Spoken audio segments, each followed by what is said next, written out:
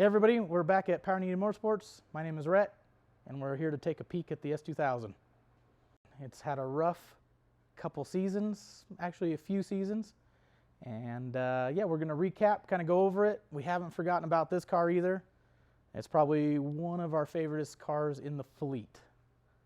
So the last few seasons have been a little rough with this car because we've been trying to make the car withstand what we put it through. That being transmission, rear end, suspension components, you name it. So we decided to go with the BMW DCT, the 7-speed, and mainly due to because how much power they come with factory, how tough they are, how quick they shift, all those factors. It wasn't necessarily just a cost benefit. It was more along the lines because of all the we want something that's bulletproof for the horsepower level that we run. So we were part of the experimental stage on that. A lot of parts either fit or kind of fit, or there was issues, and it wrecked our season trying to play with that. Fast forward a bit, last season we finally get the car shaken down. We're having a lot of fun with it. It's working well. And then towards the end of the season we end up having an engine failure. The engine failure was a little bit of a surprise. So this engine didn't owe us anything. It has well over 200 hours of race time on it. It's turboed and it's completely stock top to bottom. We're talking 500-ish ground horsepower depending on what class, trim, all that fun stuff. So definitely was not upset about the whole situation, just more or less upset that it ended our season before we could finish it out, maybe hit up SLB and all that. So good news is we've changed some things around. We're not going to mess with the DCT anymore. Not that it's bad by any means. It was great. Classing changes, things change. We changed the car a little bit, and we were just faster flat out with the 6-speed that was originally in it. So we're not going to go with the OEM transmission. We've got some things that we'll show you guys later on. We're trying to get the car ready to go so it's ready for the end of March for the first race down in Utah. Start shaking it down, get the dust knocked off, and try to start shaking down some good lap times, and start being competitive again in this car. Get myself warmed up so when the NSX is together, I can hopefully wield that thing like it needs to be driven. So, yeah. So a lot of you, I don't know, maybe know, don't know. During the engine failure, we caught fire. It was a pretty substantial fire. We actually split the block in two, and I mean, it wrecked a whole bunch of stuff on the way out. If anybody's never been in a car fire, that part wasn't that big of a deal. It was the aftermath. The aftermath is awful. We've spent months cleaning this car off and on. It's gotten, I don't know how many baths inside and out trying to clean the mess that the fire caused, the fire retardant caused, you name it. So yeah, so let's, if you want to take a peek at it, we still got a little bit of cleanup before it all starts to go together, but we've got all the parts back. We got a new engine. We got a transmission. We got all sorts of fun stuff. So the car should be back in full force this season. So let's take a peek.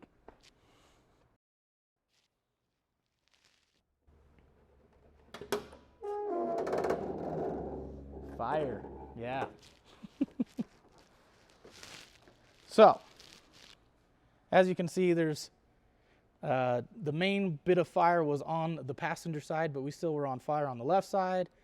It messed up the whole flat floor of the car and the front half of the car. The shielding did an excellent job, but we still got to replace a lot of that. And yeah, it's a lot of work. We still got to clean up some stuff. I mean, you still see sticker that melted away, stuff like that. So it is what it is. It's part of the game, unfortunately. And yeah, we can actually take a peek. It got hot enough it melted. It was burning the paint off the inside of the car.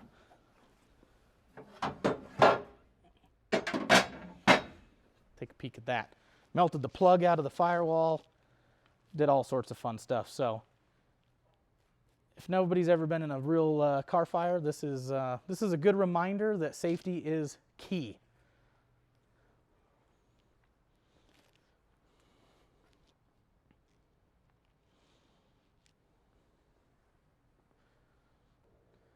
So, cool part is you can still actually buy a short block from Honda. So this is a brand new 0 mile F22.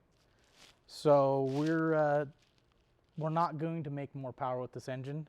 This is a TT1 class car. The car works extremely well in the class. So there's no need for doing all the wild stuff like we normally do with an engine. It's proven that it works really, really well. And the reason why we lost that other engine is we actually found out some other things that came into play, came into the factor, and so really we're going to send this and enjoy it and lay down the power with a stock engine and enjoy it, which is, if you've never done that, it's very enjoyable if the car can do it. Here's all the parts, so we figured why it was all apart. Just because it's a race car, it still can look good. This is one of the most satisfactory things you can do with a engine bay, is do a little bit of powder coating, do a little bit of color combinations, and enjoy it. Yeah, it's a race car, so what? It still is something that defines the quality of your work, right? So we love doing color combos, all sorts of different setups for customers, and the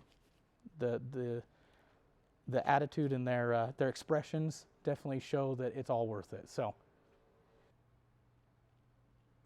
remember, guys, if you want to follow along with the build on the NSX, follow along on the budget build on the BMW, or follow along with the S2000 going back together, please subscribe, turn on the notifications.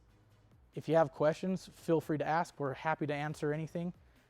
If you've seen anything that might help the team out, definitely, we're all ears.